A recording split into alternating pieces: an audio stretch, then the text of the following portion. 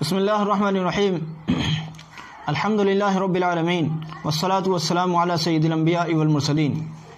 ایک سوال جو بار بار گردش کر رہا ہے، بار بار لوگ اس کو پوچھ رہے ہیں، مجھے خیال آتا ہے کہ میں یوٹیوب کے ذریعے سے اس پر آپ کی رہنمائی کروں۔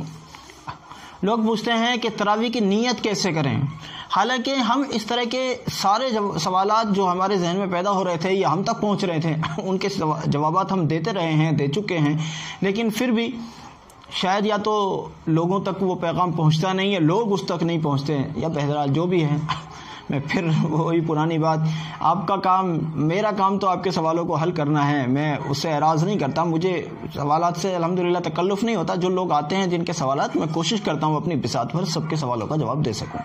بالفرض نہیں بھی ہوتا کسی کا تو ان سے معذرت چاہتا ہوں کہ کسی کا میں دیکھ نہیں پایا یا وقت پر کسی کا جواب نہیں ہو پایا اپنی مصروفیات کے چلتے، تو اس کے لیے معذرت۔ ایک سوال جو بار بار آ رہا ہے، تراویح کی نیت کیسے کریں؟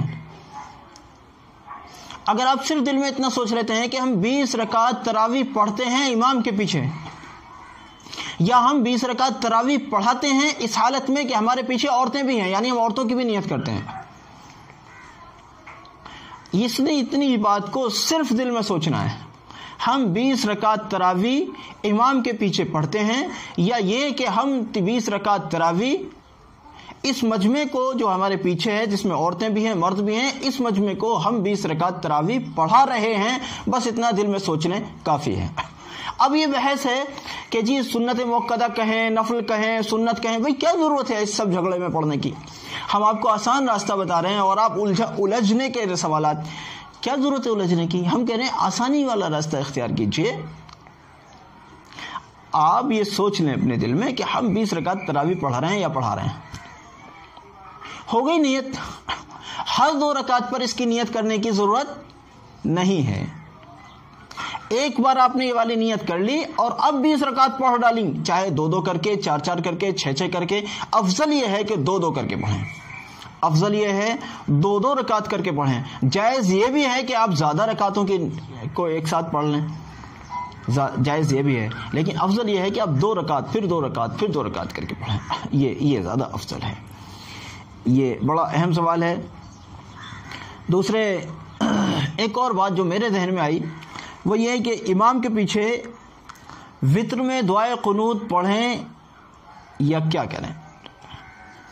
چونکہ آج کل اصل میں گھروں پر نماز ہو رہی ہے، امام نے 3 رکعتیں جہری قرات کے ساتھ پڑھی، سورہ فاتحہ بھی پڑھی اور کوئی سورت بھی پڑھی اور 3 رکعتوں میں پڑھی۔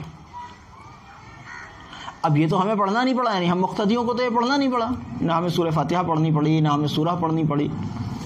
اب رہ گیا مسئلہ یہ کہ دعائے قنوت، تو جب امام نے ہاتھوں کو اٹھا کر اللہ اکبر کہے 3 رکعت میں سورہ اور قرات کرنے کے بعد،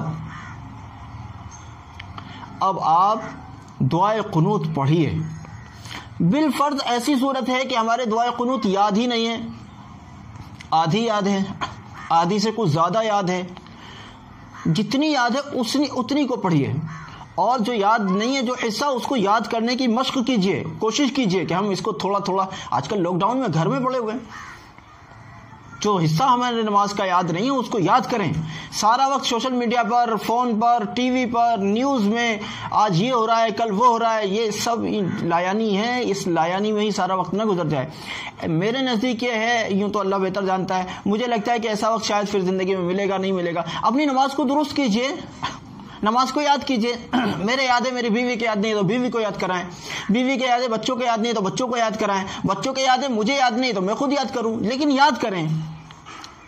ایسا نہیں ہو سکتا کوئی پڑوسی ایسا ہے جو ہمارے پاس بیٹھ سکتا ہے یا بیٹھتا ہے اور لاک ڈاؤن کے اصول کے خلاف نہیں ہے اور وہ بیٹھ جاتا ہے یا ہم اس کے پاس بیٹھ جاتے ہیں، یا اس طرح کی کوئی صورت، تو اس کو یاد کرائیے، یا اس کے زیادہ یاد ہے ہمارے کم ہے، اس سے یاد کیجئے، اس سے یاد کیجئے۔ کچھ بھی نہیں کر سکتے، نیوز سننا بند کیجئے، اللہ والوں کے بیانات سنیے، نعتیں سنیے، قرآن کریم سنیے۔ اگر آپ کو یہی قسم کھا رکھی ہے کہ فون ہی چلانا ہے تو پھر فون کا صحیح استعمال کیجئے، صحیح استعمال کیجئے، دعائے قنوت یاد کیجئے۔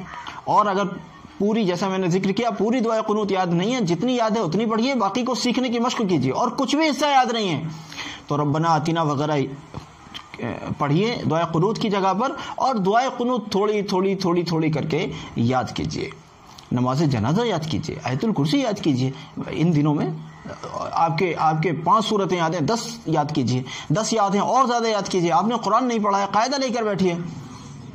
قاعدہ نہیں ہے، فون میں کھول لیجیے، فون میں سب کچھ ملتا ہے. اس لیے بھائیو یہ وقت کہیں بیکار نہ چلا جائے، اس کی قیمت کو پہچانیے. اللہ رب العزت نے 2 نعمتیں انسان کو ایسی دی ہیں جو نعمتیں نہ ہمیشہ ملتی ہیں نہ ہر ایک کو ملتی ہیں. ایک نعمت ہے صحت اور ایک نعمت ہے فرصت. نہ فرصت ہمیشہ ملتی ہے نہ صحت ہمیشہ ملتی ہے. اس لیے قدر کیجیے. آج اللہ کا فضل ہے، اللہ نے آپ کو صحت بھی دے رکھی ہے، فرصت بھی دے رکھی ہے، اور رمضان جیسا مقدس مہینہ دے رکھا ہے. اللہ کرے ہمیں خوب قدردانی کی توفیق ہو. افطار میں اور سحر میں خوب دعائیں کیا کریں، اپنے لیے، میرے لیے، سارے ملک کے لیے، ساری انسانیت کے لیے، سارے عالم اسلام کے لیے، اور حرمین شریفین اور مسجدوں کی آبادی اور ان کی آزادی اور ان کے کھلنے کے لیے دعا کیا کیجیے.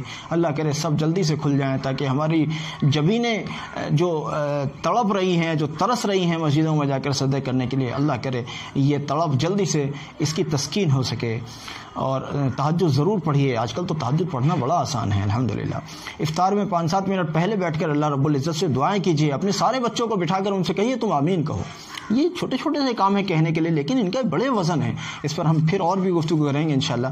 جزاکم اللہ. السلام علیکم ورحمۃ اللہ وبرکاتہ.